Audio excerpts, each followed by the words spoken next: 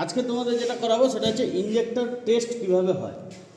ঠিক আছে, injector test করার জন্য আমাদের লাগবে একটা ওপেন এন্ড স্প্যানার বা রিং স্প্যানার হলেও হবে, আর একটা স্ক্রুড্রাইভার, যেটা আমরা এইভাবে এই স্ক্রুটাকে টাইট করলে প্রেসার বাড়বে এবং লুজ করলে প্রেসার কমবে। আমরা একটা নির্ধারিত প্রেসার যেটা আমরা 150-তে সেট করব। এখন এখানে রয়েছে 100-র বেশি, ঠিক আছে, সেটা 120 আছে, সেটা আমরা করব 150-তে। কীভাবে করব? আমরা লক নাটটাকে লুজ করলাম, লুজ করার পরে এটাকে আমরা টাইট করব স্ক্রুড্রাইভার দিয়ে।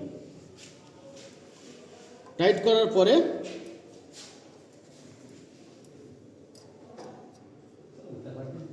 এটাকে লক করে দেব। লক করার পরে আমি আবার চেক করব কততে রিলিজ হচ্ছে।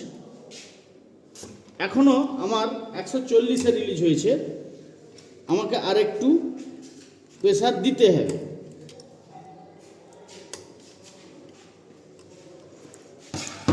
এবারে চেক করব কততে হচ্ছে।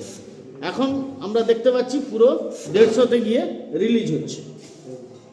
বোঝা গেল? এইভাবে আমরা ইনজেক্টরের প্রেসার টেস্ট করব। এবারে 150-তে করলাম, এটা অ্যাজ পার ম্যানুয়াল ওয়াইজ প্রত্যেকটা ইনজেক্টরে কত প্রেসার থাকবে সেটা লেখা থাকবে ম্যানুয়ালে, সেরকম করে আমাদের টেস্টিং বেঞ্চে টেস্ট করতে হবে।